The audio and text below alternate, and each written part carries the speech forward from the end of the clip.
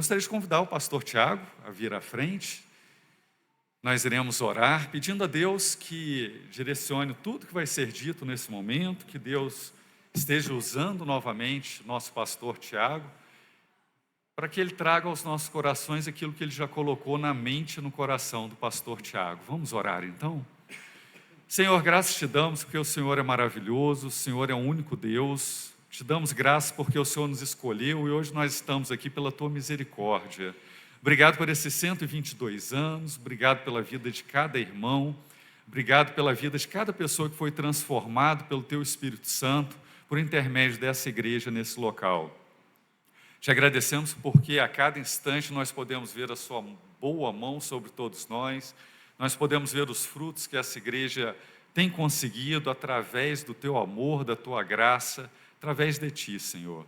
Continuamos te pedindo que o Senhor continue trabalhando em nossas vidas, nos dê cada dia mais o teu ímpeto, a tua vontade de fazer aquilo que agrada aos teus olhos. Te peço nesse momento pela vida do pastor Tiago, obrigado por esse irmão, por esse varão que o Senhor tem usado no teu reino. Coloque agora, através dele, a tua palavra nos nossos corações. Essa é a oração que nós fazemos em nome do teu Filho amado Jesus. Amém.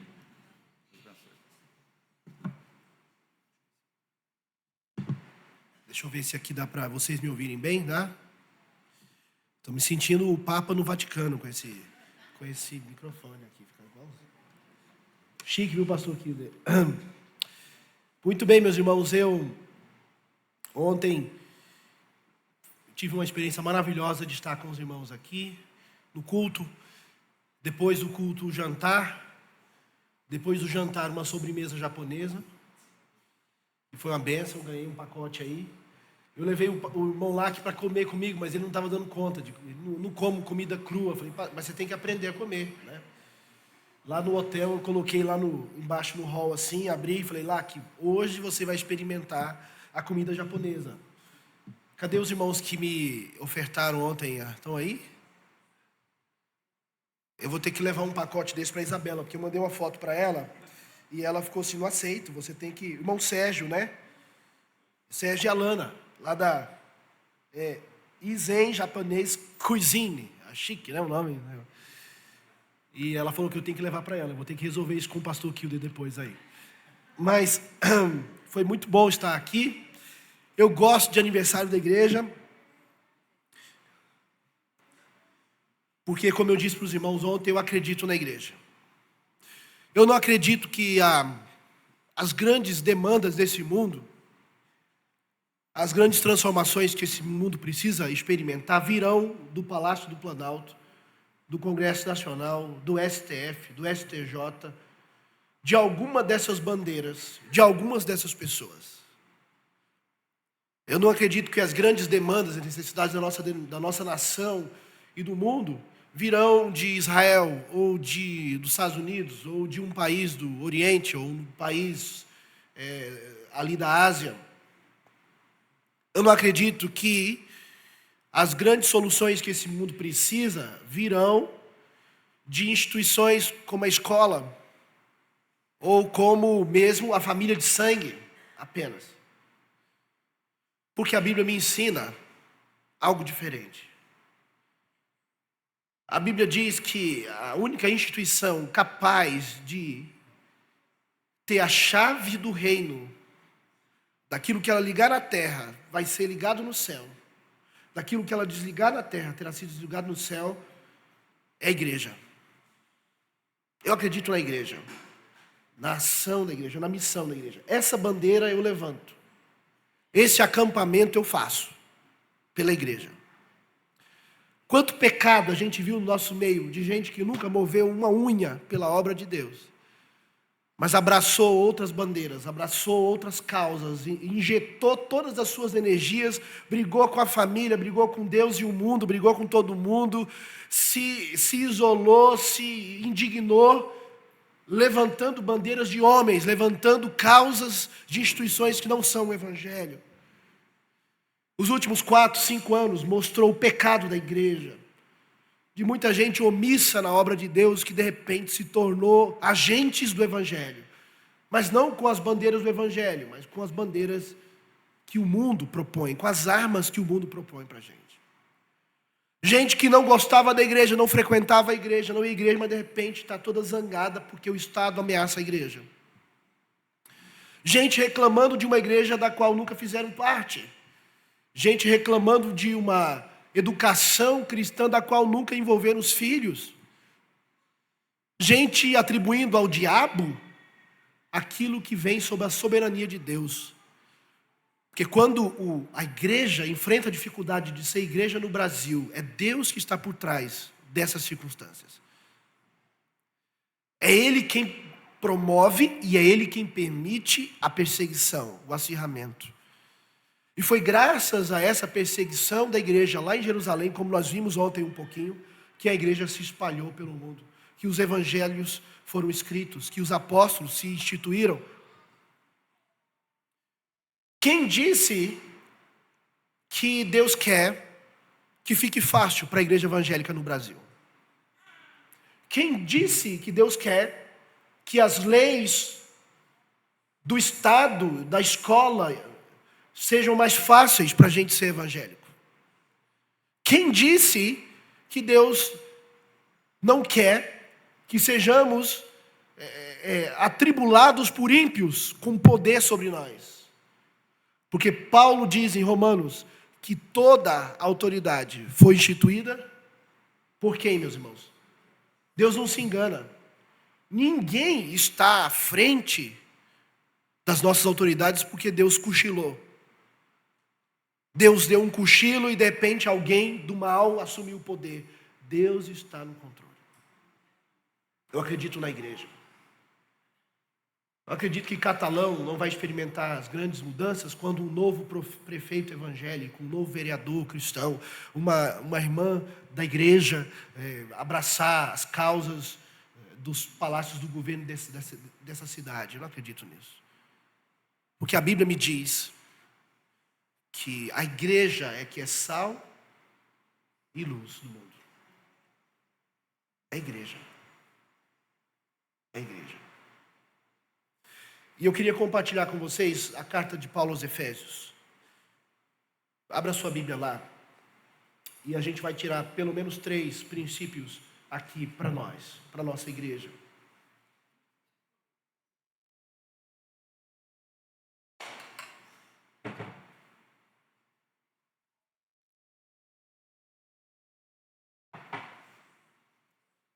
Meus irmãos, até as primeiras 2 décadas do século XX, a China não era comunista. E tinha uma igreja pitiquinha. Aí, homens maus assumiram o poder na China, o comunismo tomou aquele país, pastores foram mortos, cristãos foram perseguidos nos últimos 70 anos. Sabe qual é a igreja que mais cresceu no mundo nos últimos 70 anos? A igreja da China.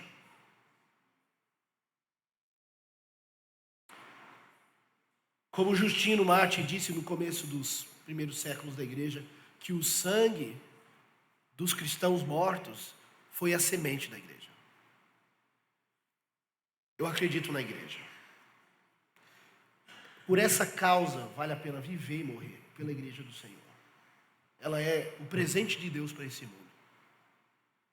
Paulo, ele funda a igreja de Efésios, a igreja lá na cidade de Éfeso, na sua viagem missionária, sua segunda viagem missionária. E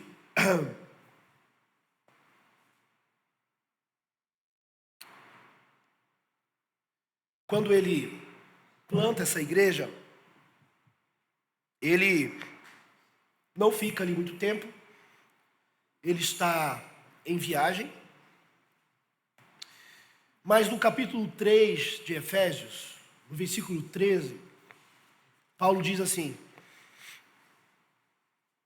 portanto, Efésios 3:13, eu peço que não desanimem por causa das minhas tribulações em favor de vocês, pois isso é motivo de honra para vocês.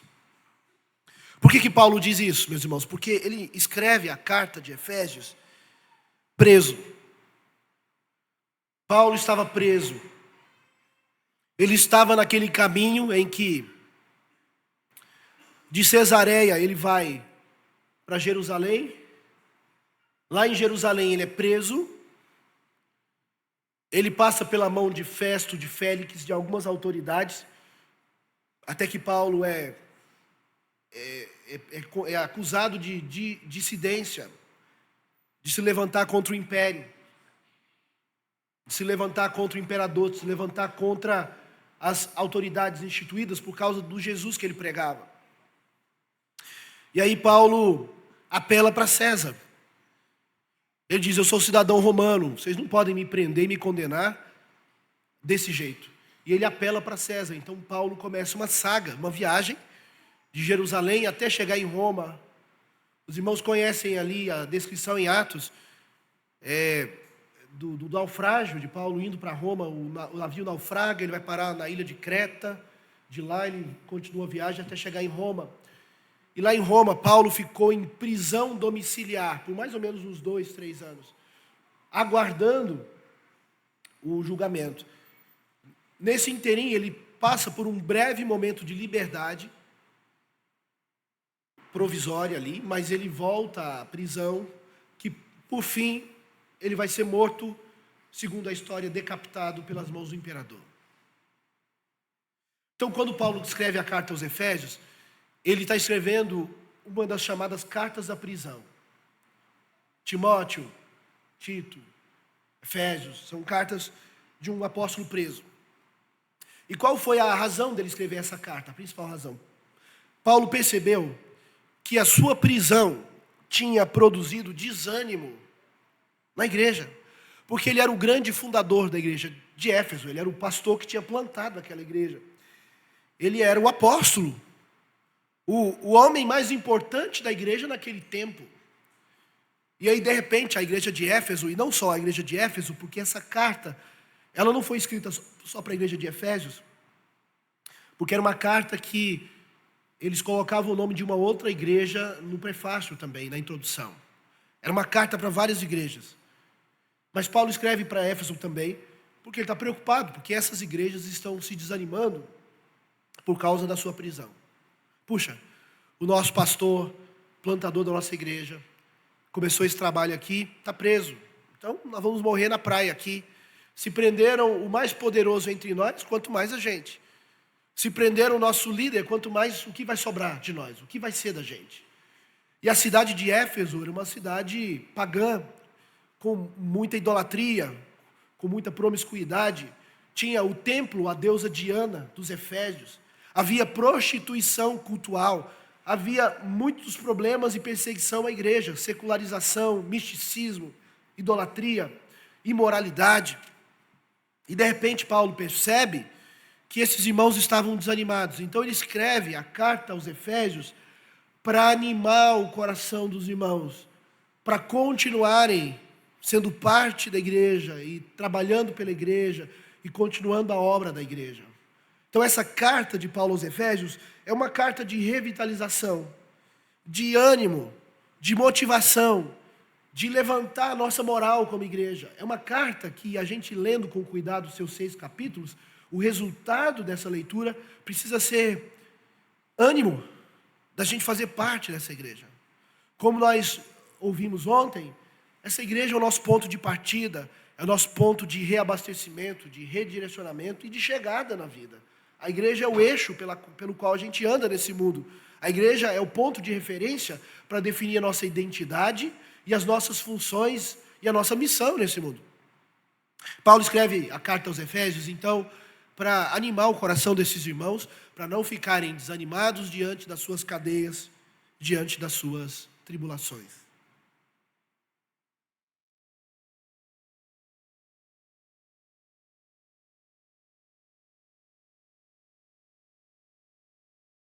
Paulo diz: não se desanimem por causa das minhas tribulações em favor de vocês.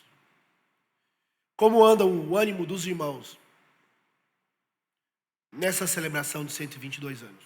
Como anda o seu ânimo de fazer parte da igreja? Está animado? Está motivado?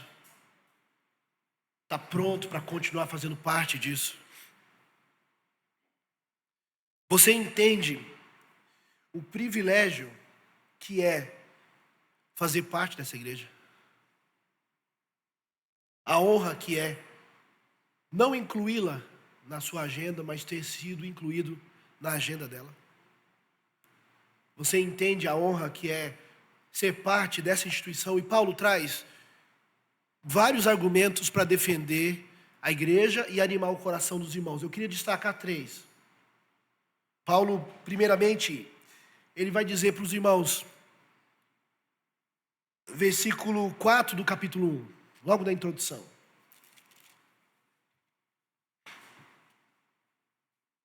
Versículo 3, Efésios 1, 3. Paulo vai dizer: bendito seja o Deus e Pai de nosso Senhor Jesus Cristo, que nos abençoou com toda sorte de bênçãos espirituais nas regiões celestiais em Cristo. Antes da fundação do mundo, Deus nos escolheu nele para sermos santos e irrepreensíveis diante dele. E em amor, nos predestinou para ele, para sermos adotados como seus filhos, por meio de Jesus Cristo, segundo o propósito de sua vontade, para o louvor da glória de sua graça, que ele nos concedeu gratuitamente no amado. O primeiro argumento de Paulo para animar o coração desses irmãos diante das suas tribulações foi: não foi eu que comecei isso aqui. Então, se eu estou preso, se eu vou ser morto, se essa igreja tivesse começado comigo, se eu fosse o fundamento dessa igreja, a origem dessa igreja, o responsável por essa igreja, eu morrendo, vocês têm razão de se desanimar, porque morre comigo. Mas não foi eu que comecei isso aqui. Essa igreja Cristã Evangélica de Catalão não tem 122 anos. Fomos enganados. Não tem 122 anos. Ela não tem 500 anos. Ela não nasceu em 1517, na Reforma Protestante. Ah, pastor, eu sei, essa igreja tem 2000 e poucos anos com Jesus. Não. Ela também não tem só 2000 anos.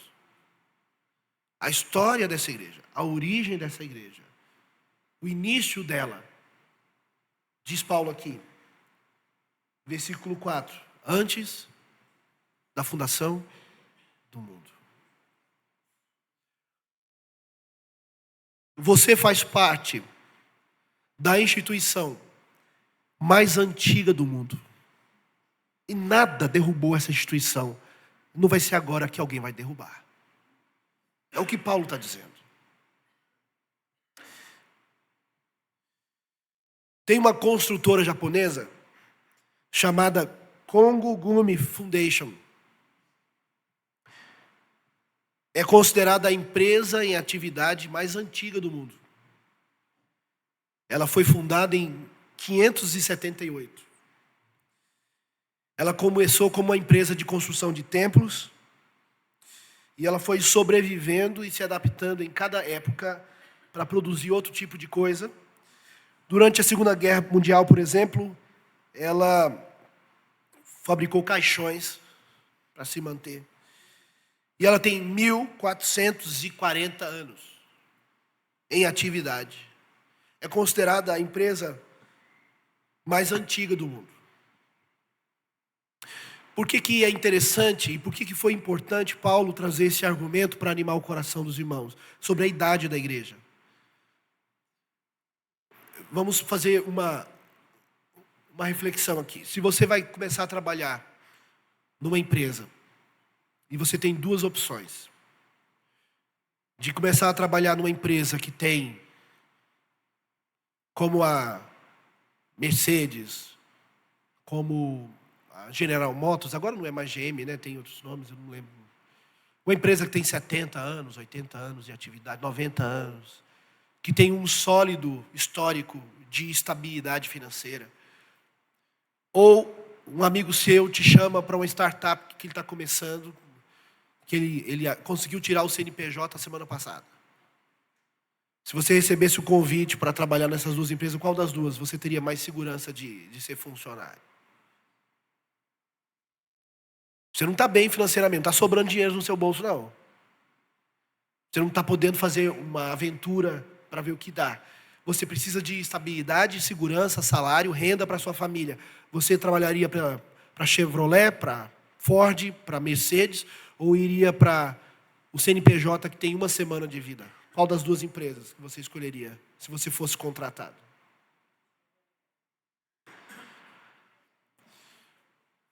A igreja não é uma aventura que você entrou. A igreja não é parte de uma instituição que as pessoas estão vendo como é que vai dar, o que vai dar disso aqui.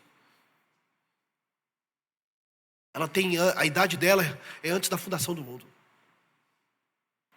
Antes da gente existir, o mundo ser criado, a igreja já estava no coração de Deus. Deus já havia amado o seu povo, escolhido, predestinado. Jesus já havia se oferecido como sacrifício. O Espírito Santo já havia sido estabelecido como o selo da promessa, da segurança. Você faz parte do projeto mais antigo do mundo. O tabernáculo nasceu no deserto. O templo nasceu em Jerusalém. Mas a igreja nasceu antes da fundação do mundo. Quando Deus criou o mundo, no 6º dia, Ele disse para Adão e Eva: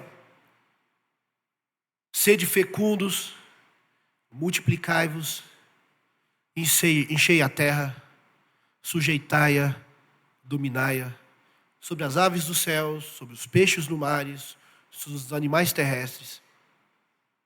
Tudo está debaixo do controle, se espalhem pela terra.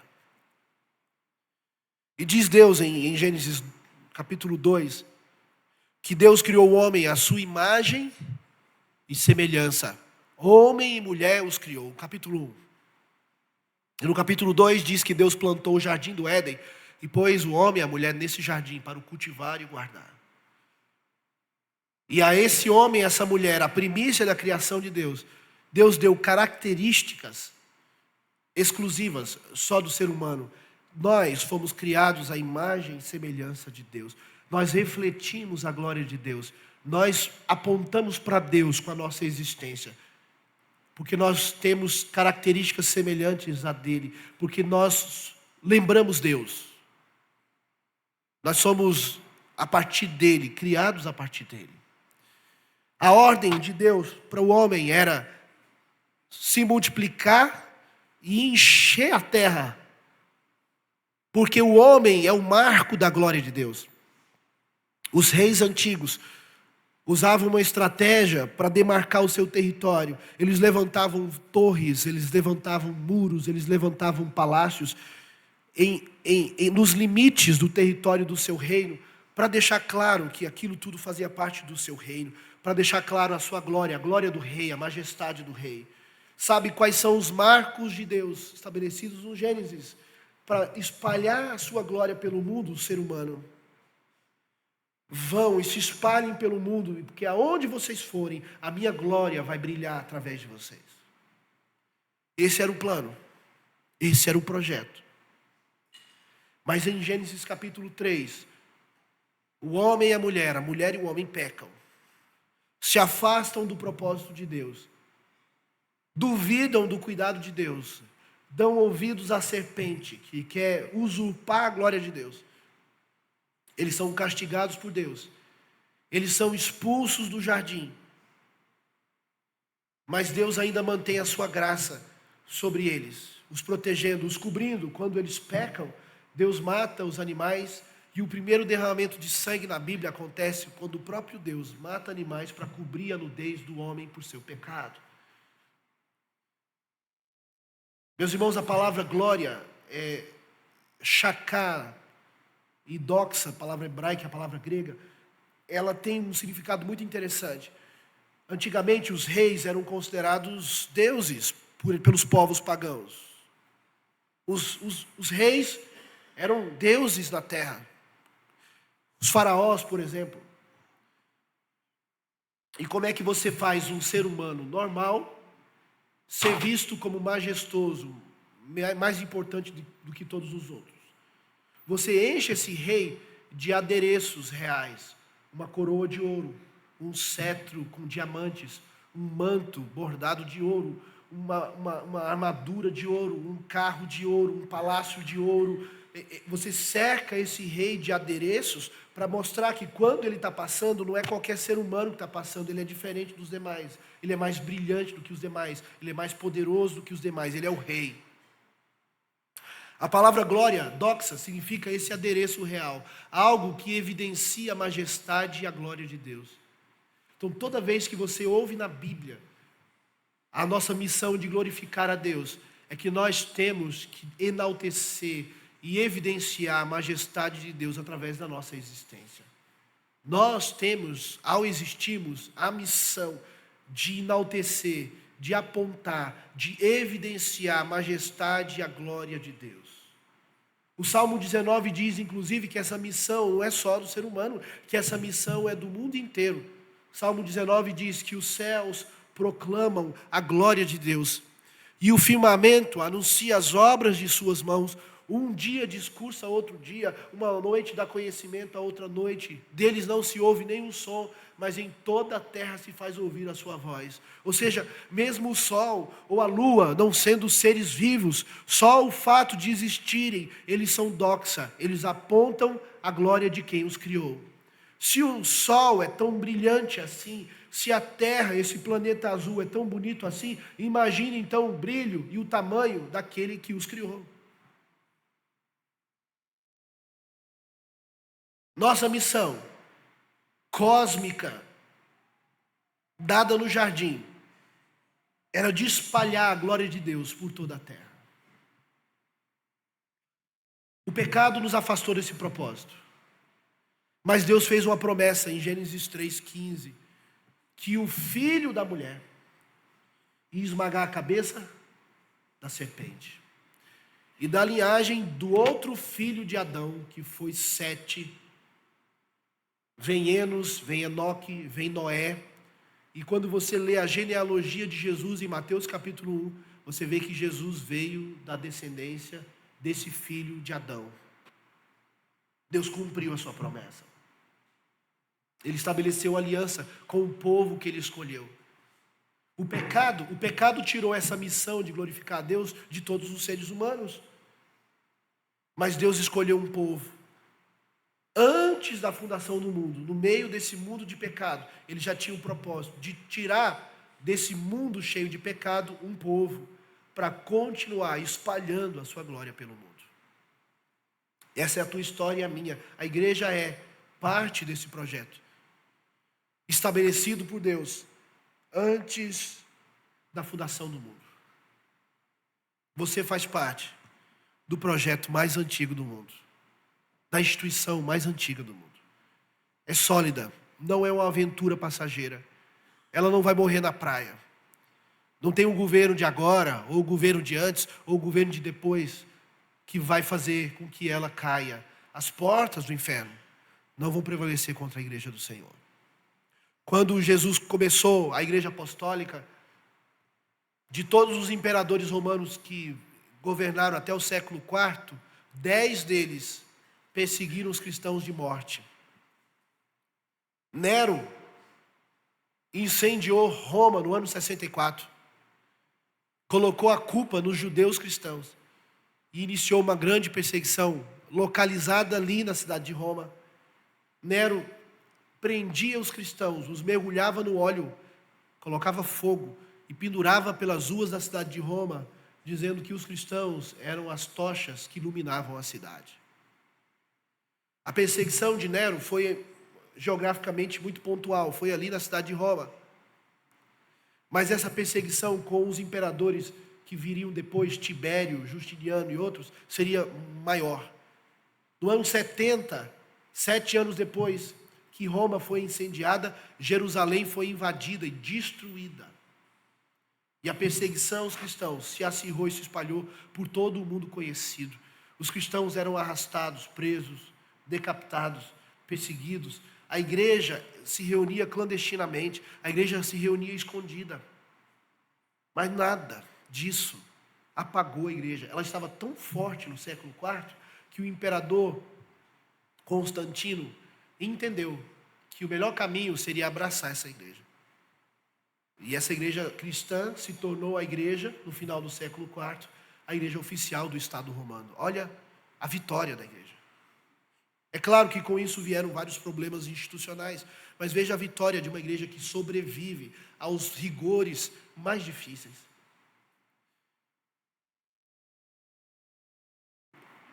Alguns dos países que a gente pôde ir trabalhar em prol da causa do reino, que eu pude testemunhar, viviam esse tipo de dificuldade. O irmão Lac, que está aqui, vem de Moçambique. E a vinda do Lac para cá foi fruto de uma viagem que a gente fez em 2018 para África do Sul, Moçambique e Malawi. O Malawi fica ali, mais para o sul da África, e é um dos países mais pobres do mundo. No Malawi, eu conheci o espetinho de rato. Já comeu lá aqui o espetinho de rato? Não? 7 ratinhos assim, aquele rabinho, no espeto. E eles não tiram as vísceras, nem o pelo, está tudo ali. O espetinho girando e aquelas moscas voando em volta. E eu estava lá participando de um treinamento para mais de 400 obreiros, dando curso e preparo do treinamento. Pastor, o senhor não vai comer o espetinho de rato? Não, não tem ketchup, eu não consigo comer sem ketchup. Mas, irmãos, não é gastronomia exótica. Não é um prato exótico do Malawi. Sabe o que se chama isso? Fome. Eles comem porque é o que tem para comer. Eu conheci lugares extremos de pobreza e miséria. De uma situação, 75% das crianças não chegarão à fase adulta. E os cultos que nós celebramos com esses irmãos duravam mais de 4 horas. Cantando e dançando, e cantando e dançando, e o coral cantando. Tem baixo, tenor, contralto, soprano. Eles não têm maestro, não. Não tem partitura, mas tem a divisão de voz. É impressionante. A música black americana vem de lá. O culto maravilhoso. Alguns andaram 3 dias a pé das vilas, do meio do mato, para chegar no local de treinamento. Ganharam a Bíblia. Irmãos, tinham quase 400 obreiros, eles não tinham a Bíblia. Eles eram obreiros sem Bíblia. Decorando textos da Bíblia que o pastor ensinava. Decorando porções da Bíblia na cabeça e no coração. Nós levamos Bíblias para eles. Os irmãos precisavam ver o choro, a emoção deles recebendo a Bíblia. Aquele precioso livro ali na mão deles. Mas a despeito de toda essa dificuldade, tem uma igreja lá. A igreja está lá. As portas do inferno não prevalecem sobre a igreja. Essa igreja, ela é tão antiga e sobreviveu às intempéries de qualquer fase desse mundo. Ela sobrevive, ela fica de pé. Os reis passarão. Os governos passarão. Os presidentes passarão. Eles passam. Mas a palavra de Deus e o povo da palavra permanecem para sempre. Esse foi um argumento do apóstolo Paulo para nós e para aquele povo. Por que vocês estão desanimados? Vocês estão desanimados porque eu estou preso? Não foi eu que comecei isso aqui. Não sou eu que sustento isso aí. E aí, Paulo traz um outro argumento, a partir do verso 7 do capítulo 1. Vocês fazem parte do projeto mais seguro do mundo. Espera lá, primeiro, vocês fazem parte da instituição mais antiga do mundo. Não foi eu que comecei. E segundo, vocês fazem parte da instituição mais segura do mundo. Não sou eu que sustento isso aí, não. Olha o que ele diz, verso 7. Alguém pode se levantar e ler para mim? Do 7 ao 14, por gentileza. Tem um microfone aqui. Quem pode ler para mim? Som. Do 7 ao 14.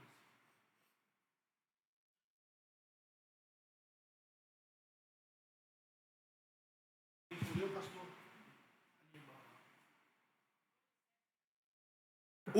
Efésios 1, do 7 ao 14. Obrigado, minha irmã.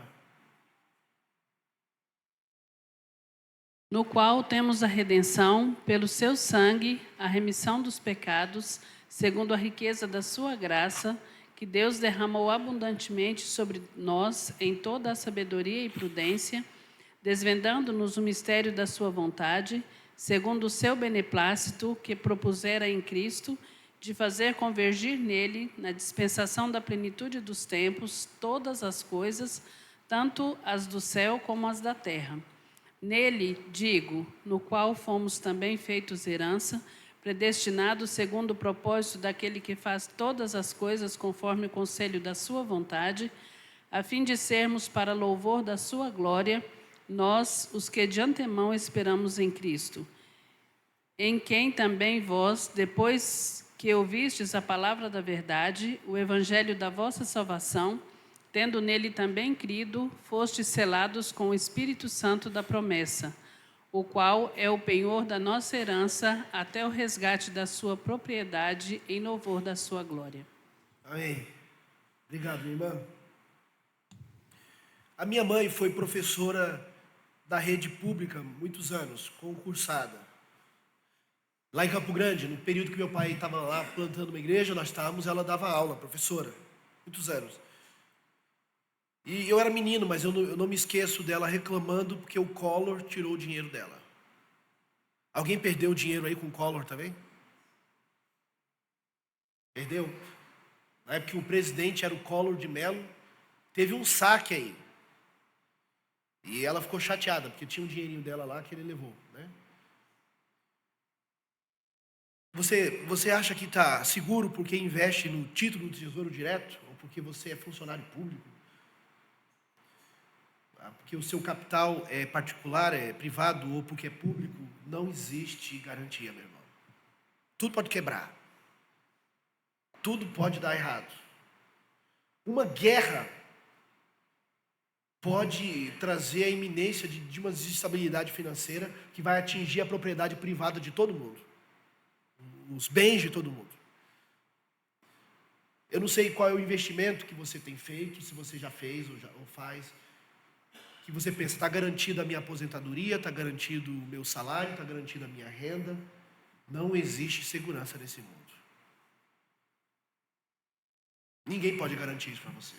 Jesus chama um homem que confia nisso de louco. Aquele que ajunta em muitos celeiros. E Jesus diz, louco, essa noite pedirão a tua alma. E o que tens preparado? Para quem será? Eu não estou dizendo que a gente não deva se precaver, né? Se você pode desde cedo fazer uma poupança para o seu filho, guardar um dinheiro, fazer um investimento, tentar ter um pouco mais de controle.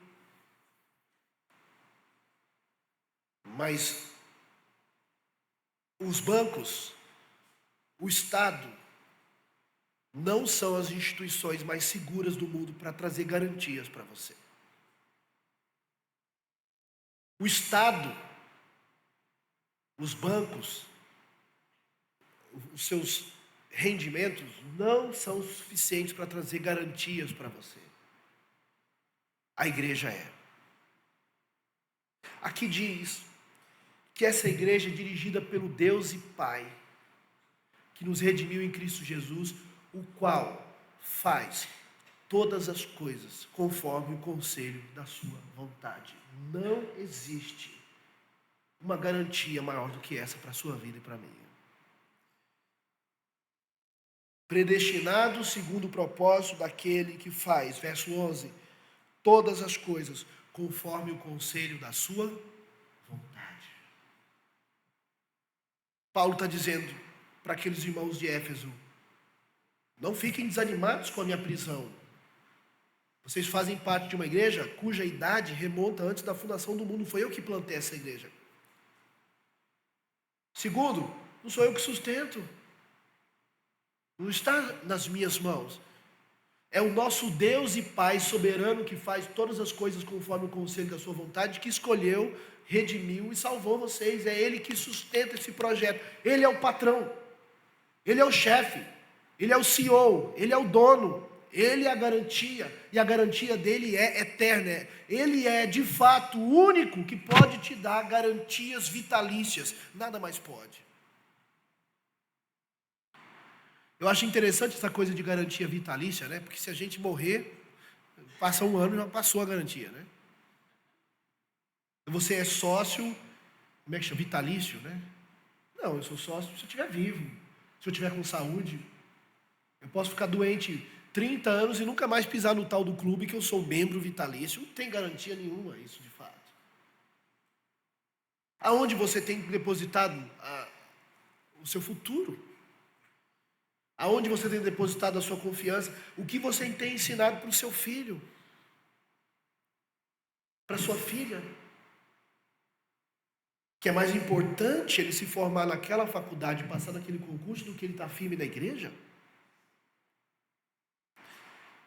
Você está menos preocupado se lá em Goiânia ele está frequentando a igreja, mas se ele está tirando boas notas na faculdade dele? O que você tem ensinado aos seus filhos sobre segurança vitalícia, de fato? Quantos dos nossos, né? Eu, quando completei 16 anos, saí de Séries, onde meu pai era pastor, e fui morar em Anápolis para fazer faculdade de Sociologia, em 1996. Comecei muito cedo a morar sozinho com meu irmão, porque eu, como muitos aqui, era filho numa cidade pequena, que não tinha ainda os cursos que a gente queria fazer. Então a gente manda os nossos filhos para fora. A gente manda com que ensinamento? Com qual direção? A gente cobra deles o quê no final do ano? Um boletim? Ou a comunhão com Deus? A única garantia que você pode dar para o seu filho é se ele conhecer Jesus, amar Jesus e andar com Jesus. Todo o resto você não pode dar. Eu estudei com o Tiago Mendes, foi meu colega de direito.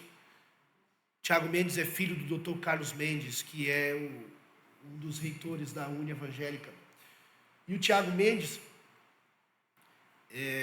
ficou tetraplégico por causa de um acidente de carro. Filho do reitor, uma vida muito boa, num carro importado em alta velocidade, se arrebentou todo. O que faltou? Eu converso com o Dr. Carlos Mendes até hoje, ele é parceiro nosso lá do seminário. Ele foi o médico que fez o parto que eu nasci, porque ele vem de uma família tradicional de médicos de Séries. Eu nasci pelas mãos do Dr. Carlos Mendes. Eu falei para ele: você me colocou no mundo, agora você tem que me ajudar, né? Mas o que a gente tem que ensinar para os nossos filhos? Quantos pais se desesperam porque veem os filhos aparentemente indo bem na faculdade, conseguindo uma boa porta de emprego, de repente eles estão ganhando um bom salário, e aí você começa a ver o seu filho longe, longe, longe, namoro, relacionamento, as escolhas. Daqui a pouco seu filho está com o coração frio, não ama o Senhor, não ama as coisas do Senhor, não quer saber de Deus, está todo confuso, não é feliz, não é realizado, e nada daquilo que você investiu garantiu isso para ele. Quantos pais estão frustrados porque os seus filhos não são felizes? Eles têm muita coisa, mas não tiveram o principal.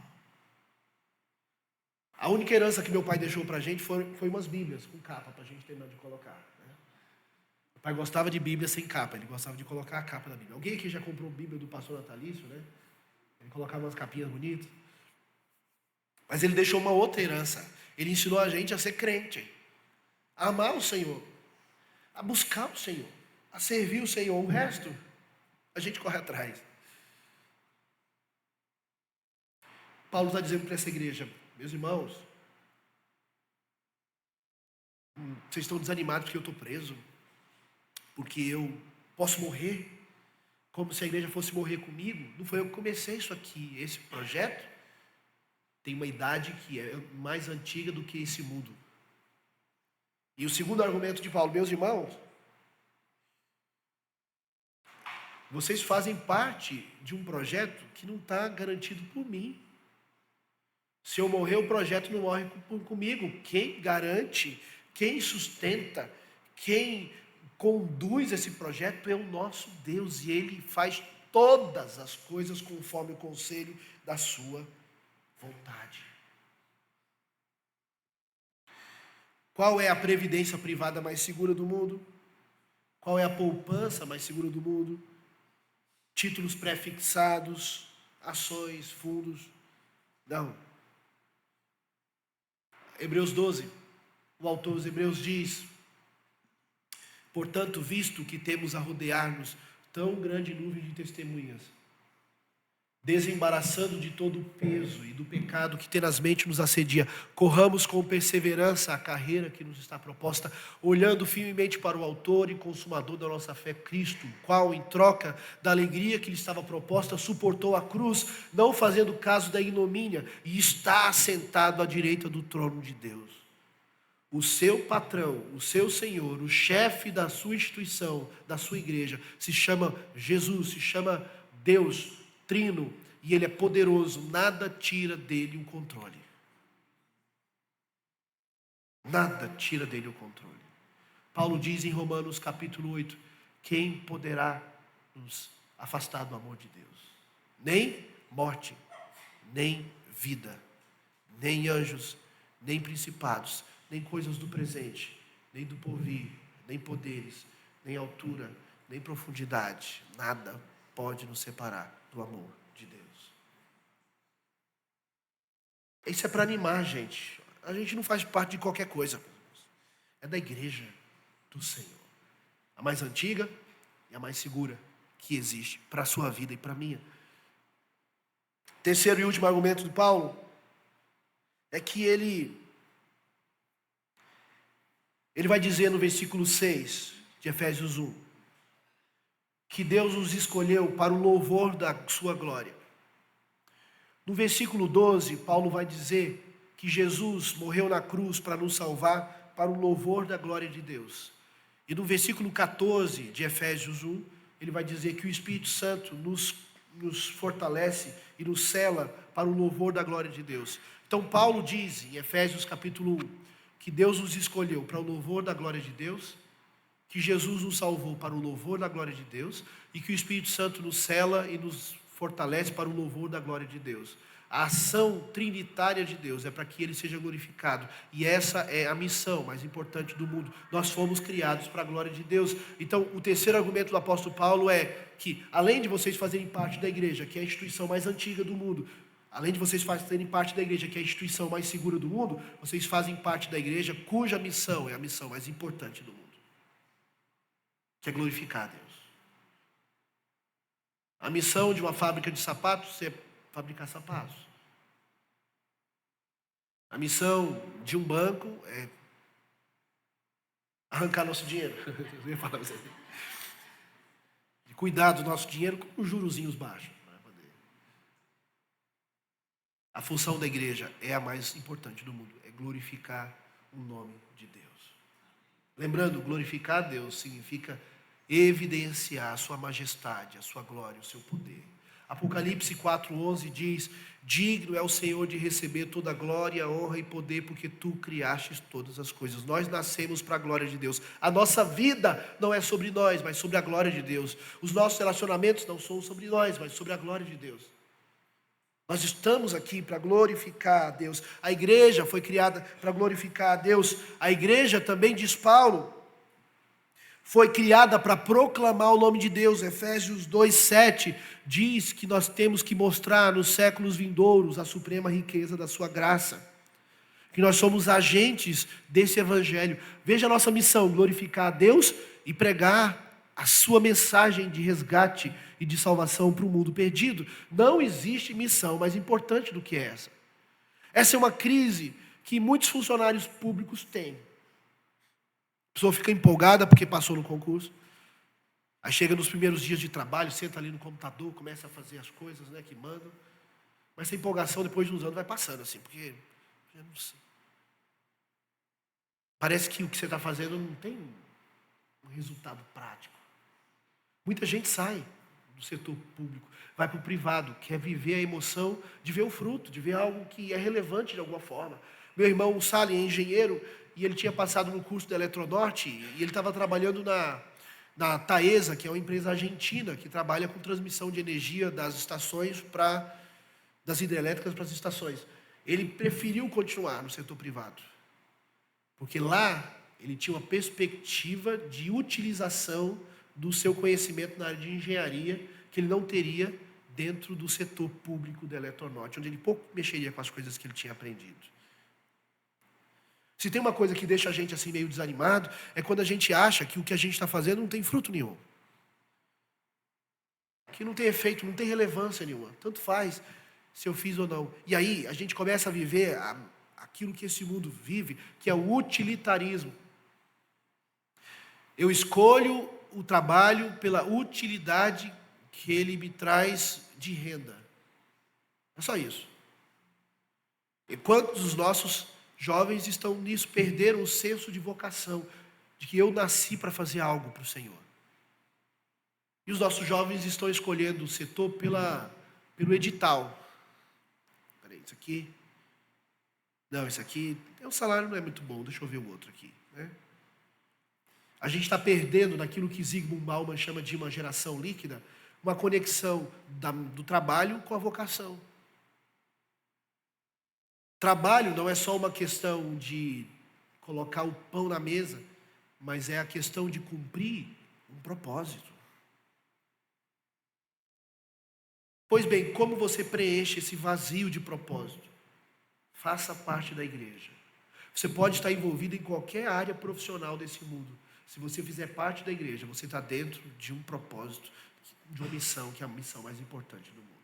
Você pode ser um sapateiro, um vendedor de uma loja, um enfermeiro, um médico, um advogado, alguém que trabalha na feira, alguém que anda pelas ruas catando lata. Se você é parte da igreja de Jesus, do povo de Deus, você está dentro de uma missão, que é a missão mais importante do mundo, que é espalhar a glória de Deus e proclamar o seu evangelho. Paulo diz em Colossenses capítulo 3, tudo que você for fazer, seja em palavra ou seja em ação, que seja para a glória de Deus. A igreja dá significado às coisas que a gente faz nesse mundo. Porque eu torno o meu trabalho um meio para a missão de Deus. Eu torno a minha profissão um caminho para cumprir a missão de Deus, de glorificá-lo e de proclamar o seu nome. Paulo diz em Efésios capítulo 6, escravos, sejam submissos ao seu Senhor, porque é o Senhor que vocês estão servindo, não a homens. Eu coloquei a palavra escravo, que de fato o doulos ali não é servo, é escravo. Paulo está escrevendo para cristãos que eram escravos, propriedade privada de outras pessoas. Ele diz, mesmo nessa função mais humilhante, mais indigna, que é a escravidão, faça tudo do melhor jeito para a glória de Deus, porque é o Senhor que vocês estão servindo. Paulo então diz, meus irmãos, não se desanimem não, porque vocês estão debaixo do projeto mais importante do mundo. Um projeto educacional ensina vidas. Um projeto social ajuda vidas socialmente. Mas só a igreja salva pessoas do inferno, através da pregação do Evangelho de Jesus. Conclusão. 3 razões para a gente ficar animado em fazer parte da Igreja Cristã Evangélica de Catalão e da Igreja de Jesus. Primeiro, nós fazemos parte do projeto mais antigo do mundo, cuja origem é antes da fundação do mundo. Segundo, nós fazemos parte do projeto mais seguro do mundo, cujo Senhor, diretor, é o próprio Deus soberano. Terceiro, nós fazemos parte da instituição mais útil do mundo, porque a sua missão, o Estado, a escola, a família de sangue, não pode fazer. Só a igreja é a portadora das chaves do reino, a mensageira do Evangelho, sal da terra e luz do mundo. Efésios 5, 25. Vamos terminar com esse versículo. Vamos terminar aí. Efésios 5, 25.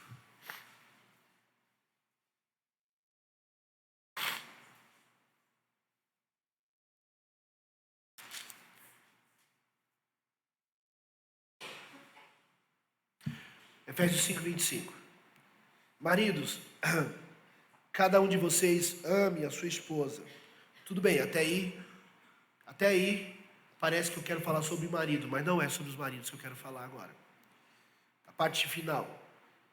Como também Cristo amou a igreja e se entregou por ela.